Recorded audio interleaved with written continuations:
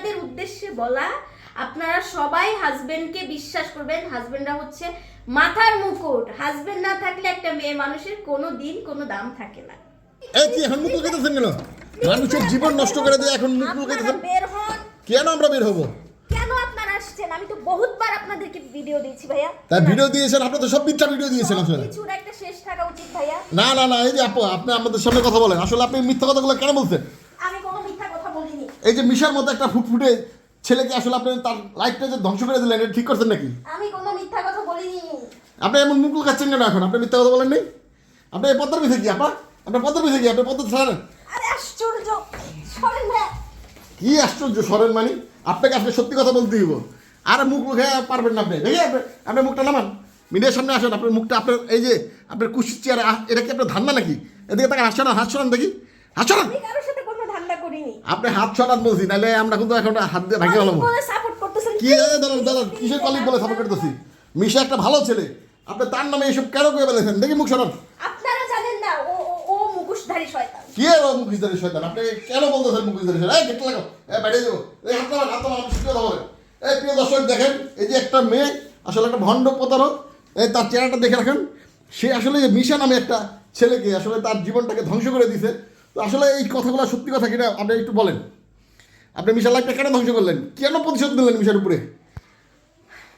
আচ্ছা তাহলে সত্যিটা বলেই দেই। কি সত্যি বলবেন? না দাঁড়ান, আগে দাঁড়ান। আপনি আপনি সত্যি বলবেন মানে?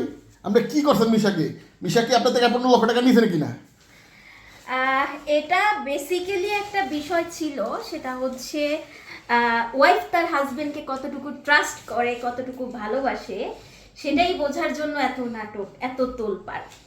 তো শুরুতেই সরি বলে নিচ্ছি ভাবি, আসলে বিষয়টা ছিল আপনি ভাইয়াকে কতটুকু ট্রাস্ট করেন, আমার এসব পাগলামি ছাগলামি এগুলো বিলিভ করেন কিনা, সেই জন্য আর কি এত নাটক।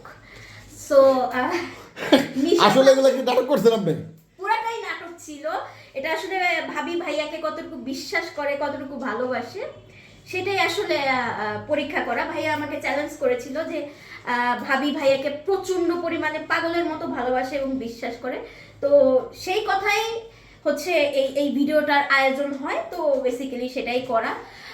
ভাবি এবং মিশা ভাইয়ের ফ্যামিলি পার্সন যারা আছেন, তারা এই ভিডিওটাকে সিরিয়াসলি নেবেন না। এটি সম্পূর্ণ বিনোদনমূলক একটি ভিডিও। তার মানে কি মিশা যে 15 লক্ষ টাকা নিয়েছে, বারবার অভিযোগ করলেন আপনি? তার মানে 15 লক্ষ টাকা নেয় নাই? না, সে আমার কাছ থেকে একটি টাকাও নেয়নি, বরঞ্চ সে আমাকে বড় ভাইয়ের মতো উল্টাপাল্টা যে সকল ক্যামেরাম্যান ব্লগার ছিল তাদের কাছ থেকেও আগলিয়ে রেখেছে। মানে উল্টাপাল্টা ব্লগার বলতে আপনি এটা কি বলতেছেন? তার মানে এই যে আপনার সাথে যারা ভিডিও করে তারা কি আপনার সাথে খারাপ ব্যবহার করে নাকি? না না না, প্রত্যেকটা সোসাইটিতে, প্রত্যেকটা জগতেই ভালো খারাপ থাকে। আচ্ছা আচ্ছা। তো যেহেতু মিশা ভাই সিনিয়র, তো সেক্ষেত্রে তার সবার ফেসটাই জানা চেনা, তো সেদিক থেকে সে সবসময় ছোট বোনের মতো আমাকে প্রোটেক্ট করতো। আচ্ছা, সবসময় আগলে রাখতো।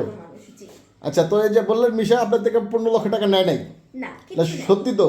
সত্যি। মামলা করছেন তার নামে? কোনো মামলা করিনি। তাই ভিডিওতে যে বলছেন আপনি কোন থানায় মামলা করছেন? তাই মানুষ কত কিছু বলে। মানে এটা কি ভাইরাল হওয়ার জন্য বলছেন?